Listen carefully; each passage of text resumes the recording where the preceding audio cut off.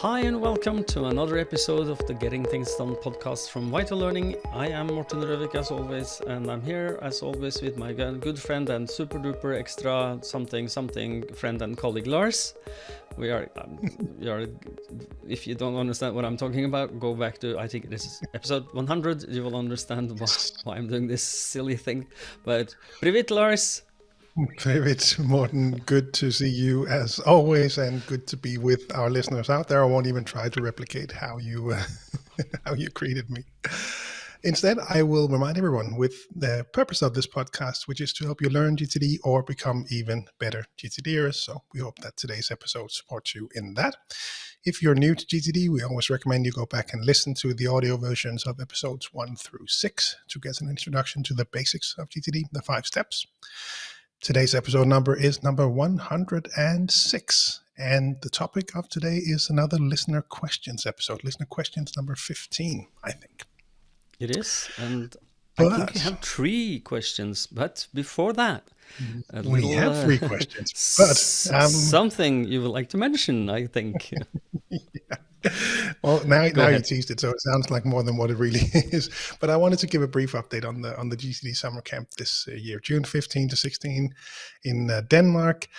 We had a meeting last night where we sort of outlined the program and what we expect for this year's summer camp.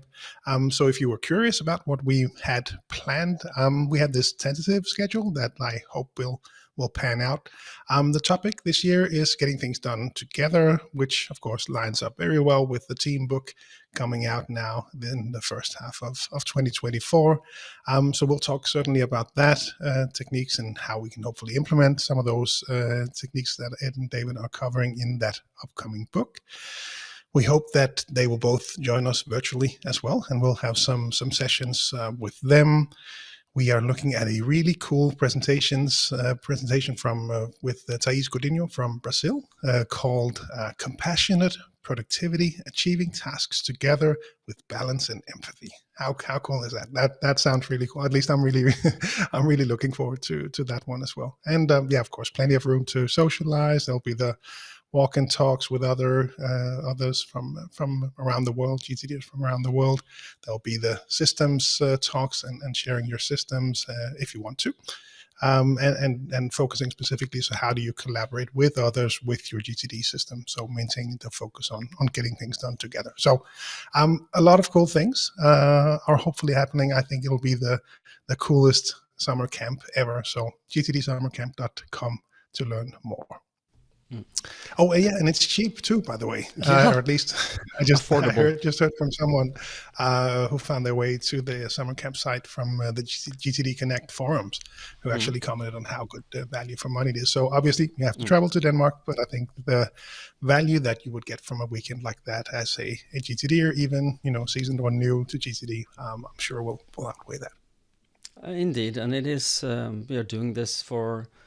There's a non-profit. We don't have everything or the GTD community via Lars in Denmark are getting from this is going back to the community in that you are getting exactly what you're paying for, and we don't make money. We travel on our own company's dime to do this, and we donate our time to hang out with you guys and be with you and help you become better GTDers. So. If you want to come, we would be very happy to have you. And if you are scared of doing that, traveling alone, just get to Copenhagen and we will help you figure out all the rest. That's not a problem. So, exactly. Okie dokie. Listener questions? Question number 1 from Jimmy, who commented on my YouTube channel sometime last year. He said, long-time podcast listener here from the UK. Love the show and your English is perfect, with some clapping hands emojis. Thank you so much, Jimmy. I was torn on which channel to post on, so lucky you. So as those of you have been watching or listening for some time, both Morten and I will post these episodes on our channels. So there's an opportunity to comment or view these twice, or subscribe to both, whatever you prefer. Anyway, He says, I have read GTD and listened to every episode of the podcast, but here's my sticking point, maybe a question for the podcast. When it comes to GTD and emails, in parentheses Outlook, I never see the emails go down. Say I get an email which will take longer than 2 minutes, and I will flag it to action tomorrow at, say, 10 a.m. This handy flag will now automatically show up in To Do, which is great to manage my tasks. Where should I move my email to? I do have an action folder in Outlook, which is where it would generally go. Trouble is, I will be reminded about the task tomorrow in To Do, mark it as complete in To Do, but then go, and then I have to archive the email out of the action, which never happens. So I end up with a load of emails that need my brain thinking again. Then he clarifies, I'm on the road 70% of the time, so To Do is ideal to keep track of key tasks, but I always feel I'm doubling up on my emails. iPhone user and Windows laptop are my tools. Any tips on this topic would be great. Many thanks, Jimmy. P.S. Apologies to Morten. I will drop him a comment next time. Thank you, Jimmy. I'm looking forward to that. So no, but when you read that question, I wanted to make, they're all, maybe you did that in school, like, I know this answer, which is always good if you know the answer to a question, but the ideas, he don't tell us exactly his setup. If he's using this by on his Outlook in a desktop or online, but the idea is that you can do both. It will make exactly the same, is that you archive the email and then flag it, or you archive the email and drag and drop it in the web versions of Outlook to the My Day sidebar to create a task, and then it's already archived, and then you don't have to do something about it later. Problem fixed. Anything to add, Lars? That was easy. Fast. No, but I think what's really happening is that he is. I'm wondering if he flags all emails or if he's using the action folder as his place for storing emails that he still needs to do something about that takes longer than 2 minutes. Because it sounds to me like he's flagging all of them. He's attaching a specific time, which we might consider, for some emails that might be the right thing to do, but something that can easily overwhelm your system and give you that sea of red with all of the emails being overdue. But it sounds more like he's using the action folder as what we will actually call the action support folder, meaning that he would track his next action somewhere, still being that email that was flagged, and then dragging it to the action support folder. And because what he describes was always the challenge, right? That you would, some people let's say in the olden days, some people still do this. They would, an email comes in, takes longer than 2 minutes to respond, go over to their next actions list, write down, review PDF and respond to Jens, put that on their next actions list. I need that email because it has the PDF, so I'll put it in the action support folder. So when I wanted to complete that next action, I could then go and find that in the support folder. So that was a good approach with the tools available at the time. But the problem always was, at least for the people that I worked with, that cleaning out that support folder. I had a coaching client, must be about 2 years ago now, I think, in next month, where we set this up. This was the best approach for her, and we didn't have the opportunity to integrate as we can in many cases today on Outlook. So she would set up that support folder. She would have her next actions list, and then when we spoke 2 months after the coaching, she had, I think, 127 emails in that action support folder. So when we looked through them, they were all responded to. They were all done. There was nothing more for her there. She just completely forgot to clean it out. So that often happens. Productivity pornography for herself. Yeah. But you already described the solution, right? Flag it and archive. Get rid of it. Don't leave it in there. Either use the action folder as the place to store it and work from, or archive it and flag it, like you said.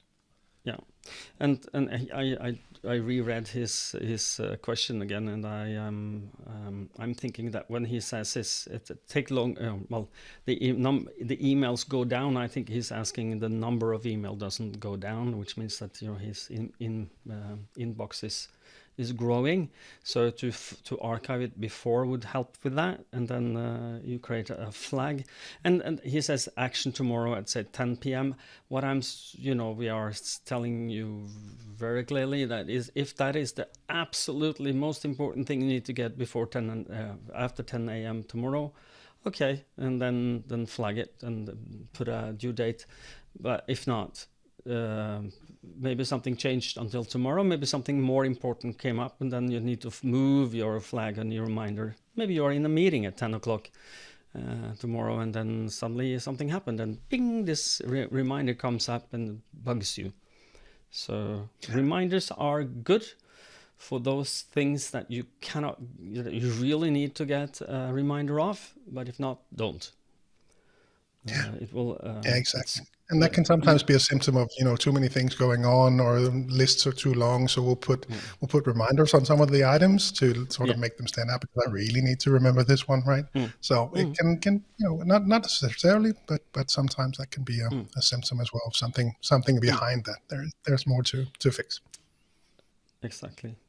So, and the action folder, I think it is, or action support folder, or if it has an action folder, then the email in itself should be the reminder of the action, but then he hasn't clarified it. It's just and that's not the best way to do it. I think you need to clarify and organize your emails, and in this manner it could be then just archive and then clarify and organize in to do, and do not skip that, because if you do not clarify the email after so that you know exactly what you need to do with it, it's going to be fodder for procrastination. So best practice, go in and clean up your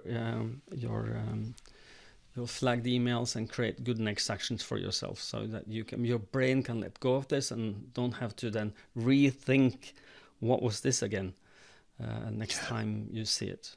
So I don't know if that helps. And just to clarify on that one, perhaps there are a lot of different versions out there of Outlook, it seems. And some IT departments are quicker to pick up newer versions than others. And it really depends also on the organization and security and lots of factors in there. But would certainly recommend to keep an eye out for what you describe, with the ability to drag that new email to the to-do app instead, as opposed to flagging it. Because like you said, if you only flag it, then you have to rethink it. Again, have to get that brain working. If you could drag it to your to-do list and actually write down what the next action is, then you have completed your thinking. You don't have to rethink it, and that really certainly helps. Some people, definitely for me, it's the best way is that when you read an email, ask yourself, what is this? What do I need to do about this, if anything? And what's my next action? And then create that reminder in the moment. Just if you read something, and that works best for me, and then park that reminder on a next action list. Some people prefer something I don't think is ideal, but okay. If you enjoy this kind of pain, please do. Is that they have capture in two phases, like they capture emails that arrive in their inbox. That's, they don't control that. People send them an email, so it's capture one. And then capture number two is to decide that this email I need to do something about. So I then capture it into my to-do. And then later I will organize and clarify and organize them into my system. And I prefer doing it in one step instead of, because they will be ding, ding, ding, ding, ding, ding, these I need to do something about, and then go back and then clarify them. It's okay, but if you don't clarify them in the moment there, just after you decided which one you need to do something about, and somebody... if somebody distracts you, or you distract you, or there's a meeting you can't finish, then it's a tendency I see with my coaching clients that it hangs in their system. I don't know. Have you seen that, Lars? Yeah, I've certainly seen variants of that, and it can really be a challenge, and often adds work. But it can be tricky. I mean, there's some people that I've come across also in seminars where they have such a high volume of email that to get them started with GTD, the action approach was the only sort of, for them, realistic solutions, right? There might be some, other discussions that would need to take place in order to adjust the amount of emails coming in and see if we could actually change something about that. But yeah, for some people, I just worked with a coaching client this month who actually, the starting point for us was the action folder, because he had, a very much of his work was very paper-based. So there was a lot of piles that we focused our time on, because that was really the key thing that was distracting him.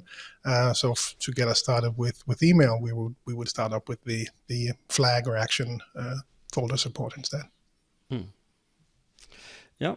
Okay. I hope that we have answered your question. It's been a long-winded answer, or maybe too much nuance for you, but archive, then flag, and then clarify into your system and to do after that. That probably would be the fastest and the short version of this long-winded answer from Lars and I. So, and Jimmy, please, next time, don't forget my channel, okay? You're ready to move on to the next question. Question number 2 says, Dear Lars, dear Morten, first I want to thank you again for the great work explaining and promoting GTD and putting up great efforts on answering questions and adding new input to the topic. It is a great journey so far with the nearly first 100 episodes, and I'm really looking forward to the following 100. Your podcast has really helped me a lot with setting up my system and keeping it running. Besides that, there is a question on my side I would be interested in your thoughts on. We all know the story that most people interested in GTD are already very organized people. For me, that is an obvious fact, since at first glance, it is an attractive system to organize better and easier for people already into organizing and strategizing by their personality. But most of the time, less organized personalities would really benefit from GTD, but may be hardly attracted by the same story an organized person is. Do you have any experience that you could, how to tweak the approach to make GTD more appealing for other personality types and easier to get into? Again, thank you very much for your great work and the always open ear for the community. Best regards from Germany, from Hauke. Yes, thank you, Hauke. And how would you attack this, Lars? Well, first, I would probably agree that in general, the mostly organized individuals have an easier. It's easier for them to see, obviously, how GTD would help them. They already have a list and found that, hey, there's a better way to do this. But the value, if we start to look at that, the value is not in organizing. The value is in what it helps you, which is also what Hauke hints at. So he references other types of people, more creative people, for a spouse, maybe. I don't know. I'm just reading between the lines. A good friend, but perhaps not limiting ourselves to specific types of people. Maybe take a step back and ask, so why do you actually use GTD? Why would you use it? What value would it bring you? And if it's more of an empty head situation, for example, that's not necessarily an organized person, perhaps even more attractive to more creative people than the already structured ones. Could be more present, less stressed, working on the right things, more productive. That might lean more to the already organized people. But really, it for me, the question really comes back to what is the value that you're trying to get out of GTD? I don't know. What would you say, Morten? No, we've been talking about this for a long time and with a lot of different people, who are attracted to GTD. And I would say that there are a lot of personality types that are attracted to it, but from different reasons. So, but I think that the one common reason that you should be at all interested in getting things done, it gives you freedom. Freedom to focus on what you think is the most important thing to do right now, without distraction, without bad conscience for something you are not doing exactly right now. And for those, we have a lot of very creative types in our both the trainers, like we have Karl Ivar Refset in Norway and Germany. He's his nickname from his friend and neighbor was Chaos Carl, because he was not at all organized. But when he learned getting things done and got it under control and everything, suddenly he's a lot of more freedom. And the freedom to be creative, freedom to be problem solving in the moment, freedom to just be in the moment, whatever you are doing in that moment. If it is, as David would say, if you want to take a nap, it's great because there's nothing pulling on you, so you can fall asleep faster. Or if you're focusing on creating a piece of music or something, other creative outlets, it helps you to be in that moment without, I should have filed my taxes, I forgot this year as well, and what am I going to do? And then suddenly your brain is inside that mood more than the creative mood. So freedom to focus. The tagline for GTD is freedom focused GTD. So it's kind of like yes, that's what it is. So if you would like to have more freedom to focus on what you think is the most important things, and getting things done can help you. And of course you get a lot of, the freedom of, the calm of the brain, not much going on there except being in the moment. And the second is a more overview and control of everything you need to get done. Whether you like it or not, there are things you need to get done. So that is the two things I would focus on, in addition to the freedom to focus on whatever you want to focus on. Yeah. I think it's also, part of this also comes back to the challenging communicating GTD and the value for others. And it's, hard to take that kind of, I'll show you my list and then I'll say, what do you want out of life, right? It's a pretty big step, a pretty big leap. But I think many GTDers, at least many that I know, I remember this for myself as well, learning GTD. Wow, this really helped me. Let me show my colleague, and I showed my lists. And I say this to all the trainers that we train, and I think you probably did to me back in the day, Morten, and to other trainers in the Nordics, right? Yeah, you got to step out of your system and your way of implementing GTD and talk about the process and the way of, what do the 5 steps actually do. And it really can be a challenge because it's very abstract when you try to communicate it, and it's so much easier to show you, hey, this is the list, this is what it looks like. But that sort of, it really appeals much more, like he says, to the organized people already. When you show them some lists that are even better than theirs, and that's easy to pick up. But really, it's a process, and it can be a challenge to communicate. Yeah, and I think that emotionally I'm trying to. I have a little list. I want to just read that list quickly to our listeners. Let's see if we can find this quickly. Okay, so I'm going to just do this on top of my head. Are you finding yourself being stressed every now and then? Do you forget things every now and then, even important things? Do you feel overwhelmed at some point? Are you a time optimist? Are you saying yes too often? And do you like lists? If you can tick up one of these, you would benefit from getting things done. So, and that's about it. I'm saying that if you think that one of these are, would enhance your life, like your stress level go down, you will forget less, more overview, more control, more done at the right time, and a realistic time time estimate, and you can say no with a straight face, saying no, I can't do that because and that would, if you think that is helpful, go for it. So so it really, to sum it up, it really comes back to communicating the value of GTD to what actually would give value to the other person. And as Lars says, don't show them your lists, no matter what you do. Yeah. But that's, passionate GTDers, they have the best list, right? They are so excited about it. I remember I was, this helped me with this and this and this, and no, it's gotta be the process. That's how it works. It is always so. Question number 3. Yep. This is from Joost. He says, "Hi Morten, hi Lars. Maybe an idea for a future podcast episode, navigating a midlife crisis / existential crisis with GTD.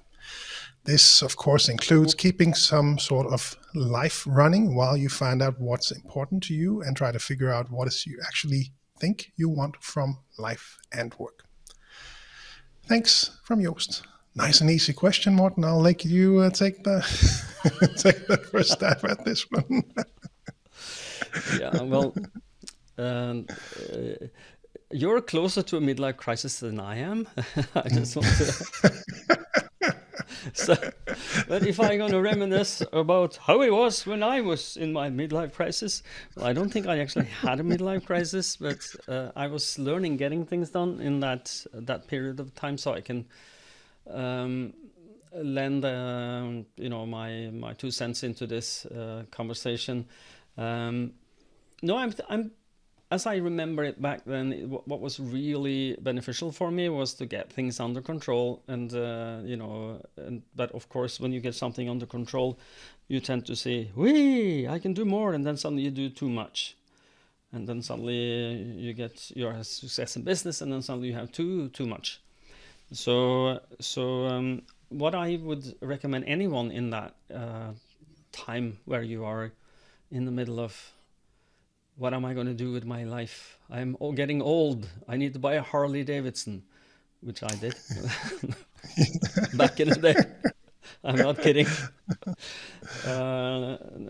Then maybe what you need to do in that process, I suggest you do, is to map your horizons of focus. So the horizons of focus model with the purpose, values, and principles on top, and then a vision for how does it look when I live my purpose, values, and principles, and then what's my long-term goals 12 to 24 months from now, and then my areas of responsibility and accountability, and then my project, and then my next actions and calendar. That's the model from top to bottom. So to know in that time of life, what is important to me?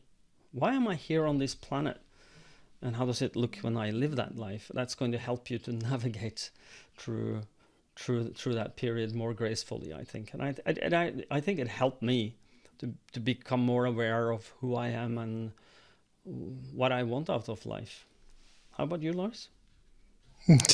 Well, I wouldn't know, because there are so many years till that happened to me.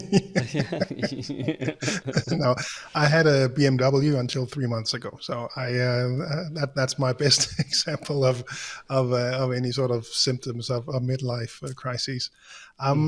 No, I don't think I have much more to add than what you said. I think, well, time will tell, right? Maybe there'll be a huge midlife crisis for me in 5 years. Who knows?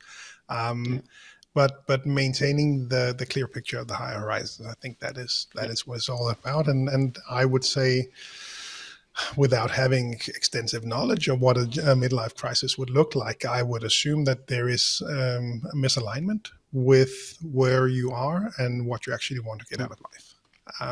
And of course, that comes back to just what you described, the higher horizons. I think, especially for me, the areas of focus and accountability, having that horizon 2 mapped out, figuring out the standards, and then, figuring out, so where do we actually want to be in, 12 to 24 months, 3 to 5 years, looking into the future and trying to align them. I think that is what is needed. And I'd be curious to hear perhaps if there was less of a significant midlife crisis for GTDers than others. I don't know if that is the case, but I would imagine so, because there would be more clarity, at least on the higher horizons. And if there's something that you don't like, well, what's the next action? How are we going to fix that, right? I think that the midlife crisis comes from the surprise epiphany that comes to you that I am getting older. Where am I? Am I happy where I am? There is a song that eludes me now, but I'll find it and put it in the show notes, or so we can use that. Which happens on. It is all about how did I get here, and the suddenly realization that is this my house? Is this my wife? Is this my car? Is this my are these my kids? Is this all what life is all about? And then I'll die. I need to do something, and that I think is the crisis, maybe at least for in popular fiction or popular understanding of it. I don't know, but if that. I think that can be avoided if you take the time to do the horizons of focus thinking before you are hitting that landmark of your life, because you have already thought about that. So why am I here? What's my values? What's my principles? And when you get in touch, a lot of people that I do in my coachings where I do my horizons of focus, I call it horizons of focus analysis, which is just me asking questions, helping the person that are going through the coaching to think about what is important. And, there's a model for just birthing that into paper or into a Word document. And when I do that, I feel the emotions for what is important for them flowing very quickly. So with some honorable what we call outliers out there. Most people that I've been coaching are ending up with family is important, my children is important, my near relatives is the most important things around me, and just to get back to those roots during a time of life where you actually can do something about that and prepare yourself for your own old life, if you want. It's important. You have to align yourself to your values. If you're not aligning yourself to your values, you're living somebody else's life, and who wants to do that? So figure out where you want to go and go there. And the framework of getting things done in the horizons of focus model can help you figure that out. Yeah. And I think if we focused on so he says midlife crisis / existential crisis. And I think with any crisis, I think you fall back on your horizons of focus and the higher horizons. I think with the challenges that we've seen in the past 6-9 months now in the company, I really frequently revisit the horizons of focus for the company and really revisit those and adjust them as needed, but also keep the inspiration and focus on the goals and what we're trying to achieve. So back to the higher horizons. Hopefully the clarity there is something that helps in these crises, whether it's one or the other. Yeah, I think so too. We are probably going to say that this is going to be the shortest episode for a long time, but we are at 30 odd some minutes. But I think we've ended our listener questions episode. Do you agree? I certainly do. Thanks so much to Jimmy. Thanks to Hauke. Thanks to Joost for sending in their questions. Hopefully our responses were helpful. And if you have any questions, be sure to send them to us. podcast@vitallearning.eu. We'll put them in the list, and I promise you we'll get to them, because we always have for the past almost 5 years now of the podcast. We have gotten all of the questions. I think if we missed one, be sure to send me an email or Morten, whoever you prefer, to send to. Let us know. I don't think we missed any. So keep them coming. It's a lot of fun to do these episodes, and we continue to get really good feedback on these, because it sort of reflects challenges that many people face. So this is like I said, 15th episode of listener questions. So we've covered quite a few questions over the years. We have, and don't go and subscribe to Lars's YouTube channel. Subscribe to mine, because he's winning. He has way too many subscribers. I have just a few. You have the numbers from Norway and the audio downloads. I will take the ones on YouTube. It's because on YouTube, I haven't told you this, but I actually upscale to 4K and it's in 3D on my channel. So be sure to subscribe to my channel. That's why. Yeah, you didn't know that. You're so full of something. I will not use that word.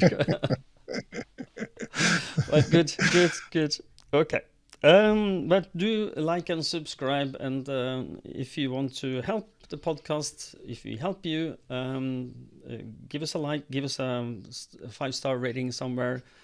You listening to this, if you can, it helps the discoverability of the podcast, and yeah. And Lars, you will take us out as normal. I'm sure you will mention just what I just mentioned, but no, you covered your part already. I also covered part of my part already, which is gtdsummercamp.com. Won't reiterate that one now, but a quick reminder for you to head on over to vitallearning.eu, find your way to the local country websites, learn more about the different offerings that we have. Want to learn GTD in a seminar, coaching from Morten or me, or one of the other coaches in the region. You'll find everything on that website. If you're outside the Nordics, head on over to cruciallearning.com to find your local partners. Indeed. And until next time, please stay safe and stay productive. Bye-bye all. Bye everyone.